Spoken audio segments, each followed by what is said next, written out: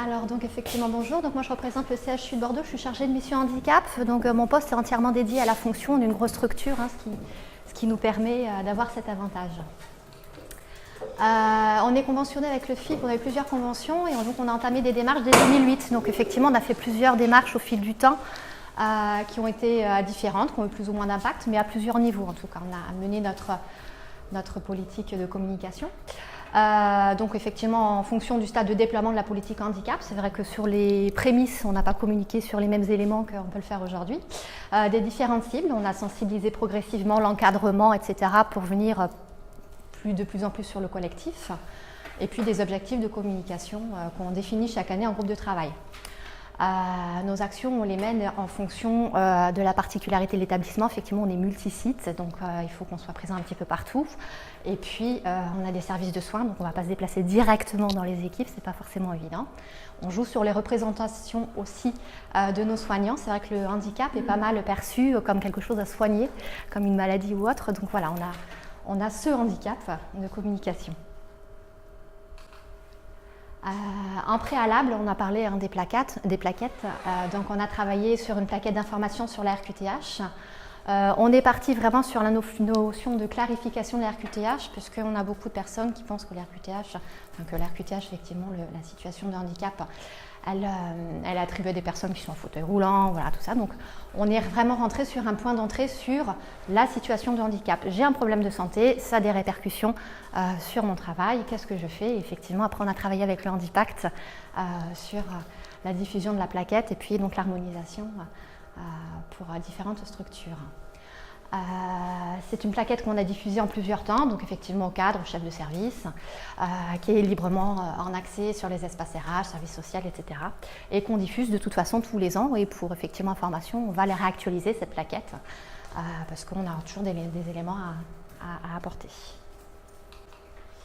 On a aussi rapidement souhaité identifier, comme la CCI, effectivement, la mission handicap, du personnel. C'est une pratique qu'on a sur l'établissement, de toute façon, effectivement, on a des signatures et donc on est facilement identifié sur toutes nos communications en diffusion par mail, voilà, sur les affichages, sur toutes nos interventions, sur notre charte du handicap et du maintien dans l'emploi. Alors on ne la perçoit pas comme une action de communication, c'est plus une action de fond, mais ça peut effectivement être un support qui donne l'objet à une communication.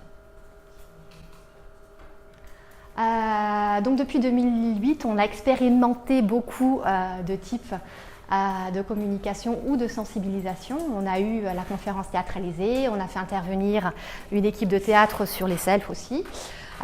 Des stands, des quiz, c'est quelque chose qu'on fait à peu près tous les ans, ça marche. C'est l'occasion d'échanger avec les personnes.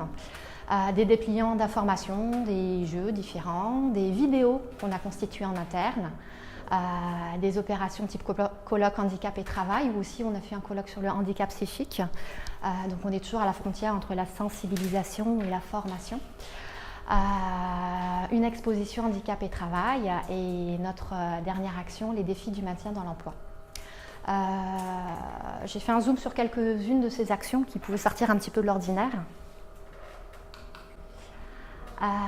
Donc un petit zoom sur nos vidéos qu'on a élaborées en interne, sur l'exposition et sur les défis.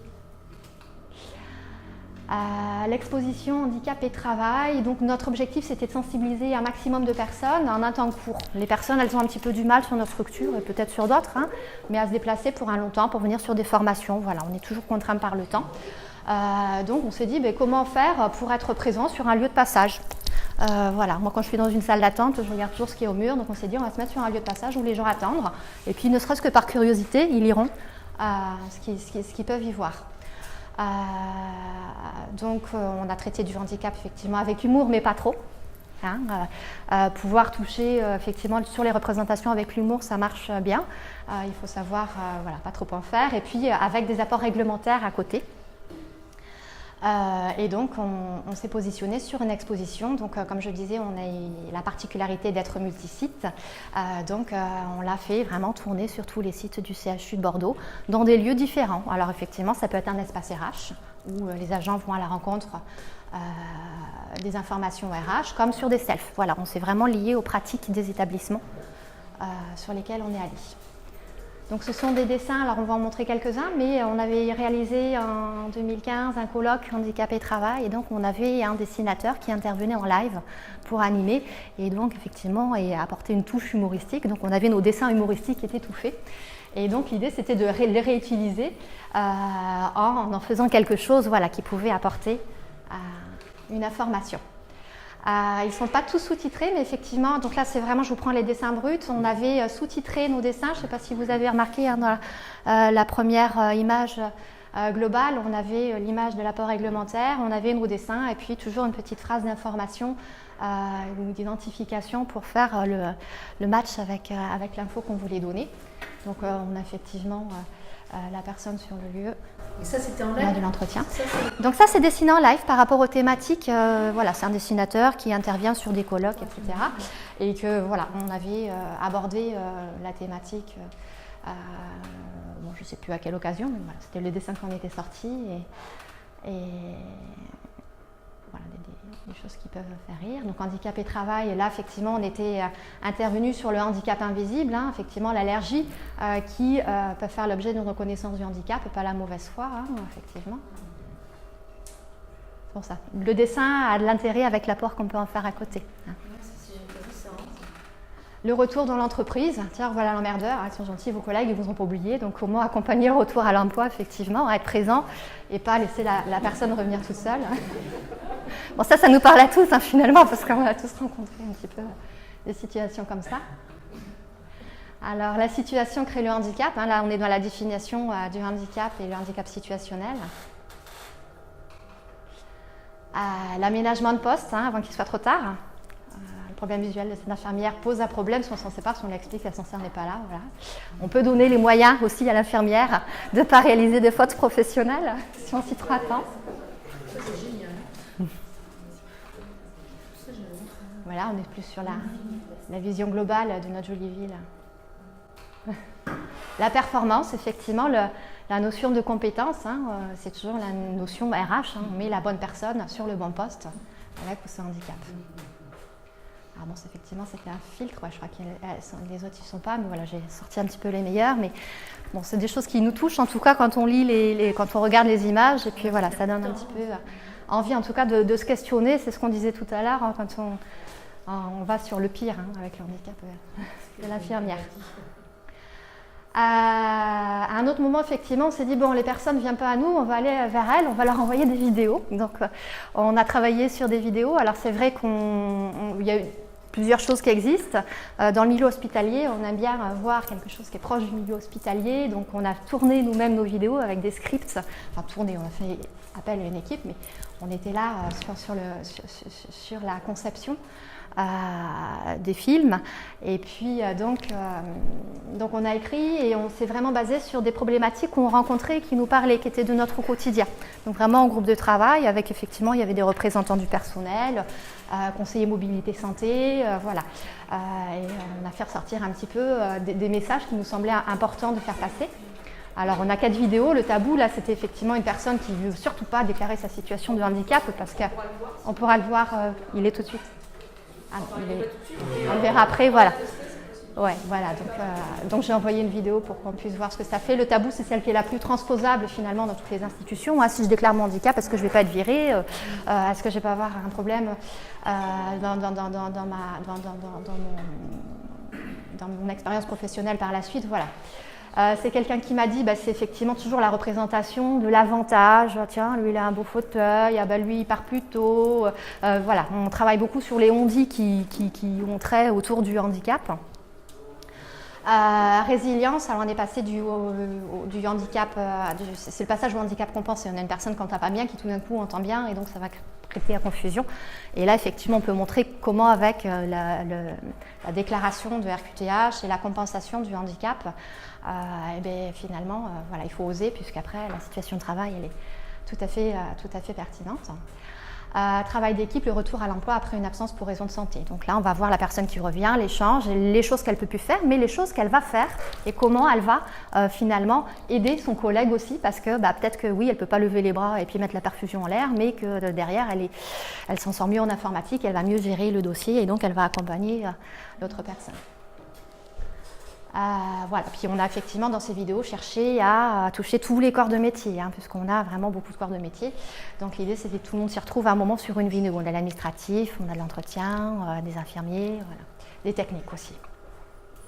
Donc on verra la vidéo à la fin.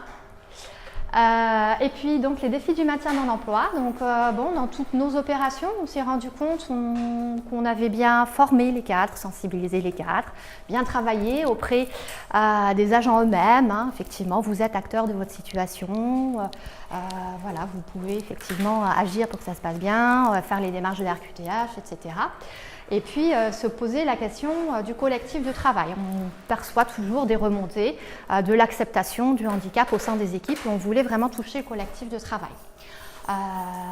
Et puis voilà, dans nos démarches, on a beaucoup apporté de choses et on s'est dit, tiens, est-ce qu'on ne pourrait pas faire un petit peu participer nos équipes sur le CHU de Bordeaux et que voilà, on a un petit peu des remontées d'informations. Donc on est parti sur l'idée d'un trophée, hein, un trophée, tiens, on va faire un concours entre les uns et les autres, mais on n'a pas appelé trophée parce que trophée sur le handicap, ça nous semblait un petit peu compliqué, donc on a parlé du défi du maintien dans l'emploi. Hein. Il faut savoir que sur l'hôpital, on est surtout préoccupé par le maintien dans l'emploi, comme mes collègues des centres hospitaliers pourront le confirmer. Donc on est parti voilà, sur l'opération les défis du maintien dans l'emploi. Donc toujours, hein, toutes ces opérations sont des choses qu'on mène en groupe de travail, hein, il y en a plusieurs. C'est une opération qui est intéressante, elle nous permet un retour d'expérience, c'est-à-dire qu'en fait les gens sont invités à témoigner dans un petit formulaire de candidature de l'expérience du maintien dans l'emploi. Sur ce formulaire, il y a la personne qui est en situation de handicap qui témoigne, le cadre de comment est-ce qu'il a mis en place l'aménagement de poste, et puis l'équipe, comment ils l'ont vécu ou autre, enfin, c'est assez libre en fait en fonction du témoignage.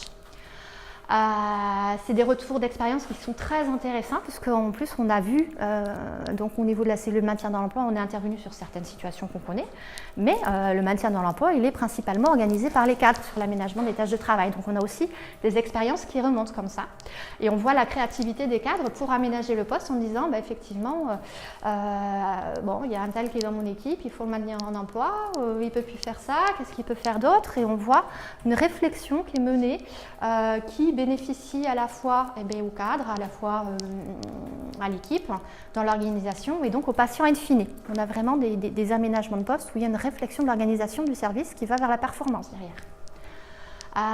C'est intéressant aussi dans la valorisation des parcours personnels des agents. On a une remise de prix après qu'on organise, c'est notre directeur général adjoint qui remet les prix. Donc voilà, c'est vraiment pour les agents qui ont rencontré cette situation de maintien dans l'emploi, c'est très valorisant dans leur parcours et dans l'importance qu'ils ont au niveau de l'institution sur ce qu'ils font au niveau de leur travail. C'est vraiment des cérémonies qui sont intéressantes. L'implication du collectif, voilà, elle est là. Hein. Le lot, c'est un lot à partager en équipe. Hein. On n'est là pas pour présenter juste une personne, mais pour présenter un travail d'équipe et donc effectivement la créativité des cadres.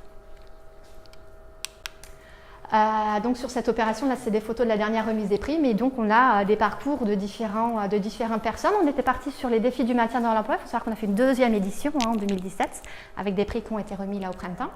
On a même effectivement intégré le prix de Madame N, adjoint administratif, sur du recrutement. On a vraiment ouvert au niveau des dossiers qu'on a reçus en disant finalement, oui, maintien dans l'emploi, mais on peut aussi faire le prix du recrutement de l'équipe intégrante. Et là, on avait une équipe sur le standard où on a 2 postes avec des personnes déficientes visuelles. Et puis, quand les personnes sont parties à la retraite, voilà, convaincues de l'intérêt.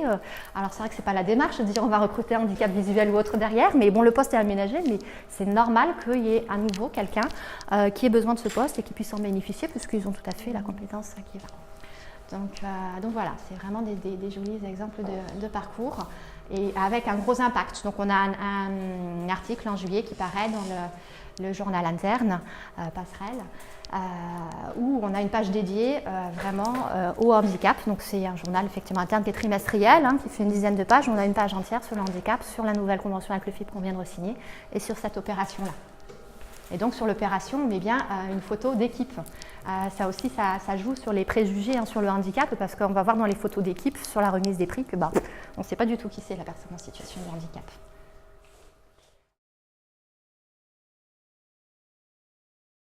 Alors, la convention permettait à l'époque, effectivement, on avait des gros budgets communication, ils sont un petit peu plus petits maintenant. Donc Donc ça nous permettait effectivement de les faire après. Il suffit d'avoir une caméra, on peut toujours mobiliser. On se rend compte finalement, nous, quand on s'est dit qu'on allait avoir moins de fonds, on s'est un petit peu inquiété et puis on a passé une année sans convention et on s'est rendu compte qu'on arrivait à faire des choses en mobilisant des moyens internes, que ce soit des personnes. Alors c'est vrai qu'on est une grosse structure, donc peut-être qu'on a plus de moyens internes aussi que d'autres, mais des partenaires, je sais qu'on arrive à solliciter des fonds de ci, de là. Les lots des défis du maintien dans l'emploi, c'est vrai qu'on a l'école de kiné, on a fait une séance de massage par nos étudiants kinés. Enfin voilà, il y a des choses, on mène une réflexion en tout cas pour solliciter toujours qui on peut avoir en interne aussi. Je pense qu'il y a matière. Risque de plomber l'ambiance avant d'aller manger. Vos trophées, ça me choque un peu. Pourquoi? Parce que je trouve que c'est dommage qu'on soit obligé de reconnaître par un trophée quelque chose qui doit se faire naturellement. Alors moi, dans mon hôpital, je ne le ferai pas. Si vous deviez me donner un élément pour me convaincre, ça serait quoi? L'argument, alors déjà c'est vrai que c'est pour ça qu'on l'a pas appelé trophée aussi, parce que trophée non, c'est la valorisation témoignage, retour d'expérience. Le fait de la valorisation de la personne et de ce qui est fait, elle arrive en plus. C'est-à-dire que nous, quand on a imaginé ces défis et l'implication des collègues, de montrer que chacun et l'idée, c'est pas de valoriser la personne dans son parcours, c'est de valoriser toujours l'implication de l'équipe entière. C'est-à-dire que le maintien en emploi, c'est la réussite en tout cas d'un parcours. C'est pas que l'implication de la personne, c'est l'implication aussi de tout le monde. Ça, c'est venu en plus. En fait, on s'en est rendu compte vraiment, nous, dans la remise des prix. Alors effectivement, tout le monde n'a pas souhaité participer au niveau des parcours. Alors on n'a pas distingué RQTH, PRQTH, on est dans le maintien dans l'emploi. Témoignage d'expérience. C'est intéressant à réutiliser dans les formations après qu'on fait en interne. On a organisé une formation sur l'accompagnement pour le maintien dans l'emploi, comment atteindre la performance collective. On est vraiment dans cette notion avec l'activité qu'on a aujourd'hui dans les services et la perception de certains cadres que de la personne qui pourrait être moins performante qu'une autre, c'est comment nous on peut arriver à avoir une activité performante avec une personne en situation de handicap qui va faire son travail comme n'importe qui. Tout ça, ce sont des cas pratiques après derrière qu'on réutilise dans ces formations en se disant vous auriez fait quoi? Et puis après on dit tiens, voilà ce qui a été fait. Voilà, il y a plusieurs choses. Moi je vois beaucoup dans tout ce qui est communication diverse des opérations témoignages. Et je me dis c'était un témoignage, stigmatisation qu'on va mettre en avant. Et en fait, c'est cette remise de prix et de voir effectivement l'importance, déjà la facilité que certains ont à parler de leur parcours, parce qu'il y en a qui en parlent très très bien. Je me dis qu'effectivement, on va peut-être faire, nous, une opération témoignage. On dit de tout ce qu'on a rencontré, en mettant en avant justement les personnes en situation de travail. Alors on est parti soit sur témoignage vidéo, parce que c'est intéressant dans nos parcours SharePoint, là où on a toutes nos infos institutionnelle, ou sur une nouvelle exposition, puisqu'on a de quoi faire des expositions avec des photos et puis quelques témoignages. Je peux le comprendre, hein. Je peux le comprendre. Effectivement, en tout cas, cette communication, elle ne va pas sans le travail qu'on fait sur le terrain tous les jours. Si il faut attendre une communication pour dire oui, je suis capable, je fais bien mon travail. Non, là, c'est vraiment une opération du travail de tous les jours. Hein. Le fait de reconnaître une personne comme n'importe qui dans son entretien d'évaluation qu'elle fait son travail et que c'est bien. Voilà. À côté de ça, il y a tout ce qui est fait sur le terrain, tous les accompagnements, il y a la réalité. On ne peut pas communiquer derrière si ça ne se fait pas sur le terrain. C'est ma perception. Vous avez récompensé tous ceux qui se sont inscrits du coup? Alors, on fait en sorte de trouver un petit lot. Il faut savoir qu'on est une très grosse structure et qu'on n'a pas beaucoup de dossiers. Sur la première opération, on avait 12 personnes qui avaient témoigné, 12 dossiers, là on en avait 8. Par contre, que des dossiers vraiment dont on peut ressortir des informations très intéressantes. Et donc, à la base, on se disait, on a 3-4 récompenses à faire. Donc, on a un budget d'investissement de notre coordinateur général des soins qui valorise quelque chose au sein des équipes soignantes. Voilà. Et du coup, c'est vrai qu'on travaille avec, on a une mutuelle qui est assez présente, des choses comme ça, donc qui a fait en sorte, effectivement, de pouvoir nous offrir des petits déjeuners au moins dans certains secteurs, qu'il puisse y avoir un petit lot. Et surtout sur la cérémonie, qu'on puisse dire un petit mot pour tout le monde. Parce que c'est pas parce qu'on ne gagne pas entre guillemets le trophée que le témoignage n'est pas intéressant et qu'il ne doit pas être valorisé. Vous aviez signé des témoignages sans trophée? C'est parce que du coup c'est arrivé avec cette réflexion. C'est arrivé avec cette réflexion-là. L'opération témoignage là qu'on envisage, c'est pas une opération témoignage trophée. Là, ça crée toujours, c'est un peu bête, hein, mais ça crée toujours un engouement, comme quand on fait des quiz, etc. On donne un petit lot, les gens ils participent un petit peu plus, et puis ils en parlent un petit peu entre eux, et voilà. Bon, c'est pas, c'est peut-être anecdotique, hein, mais sur les vidéos, les deux acteurs qu'on voit, c'est des... Ce sont des acteurs. Oui, ce sont des acteurs. Ouais. C'est ça ma question. Ouais. Alors on voit les mêmes à chaque fois dans des positions différentes, sur des lieux différents. Le script, il est écrit, enfin co-écrit, puisqu'il est quand même scénarisé, donc nous on part d'un scénario de base avec les idées voilà, qu'on peut mettre en avant. On a une proposition de script, on réintervient pour dire qu'est-ce qui nous va, qu'est-ce qui nous va pas, qu'est-ce qui est choquant, où est-ce qu'on va trop loin ou pas dans l'humour, voilà.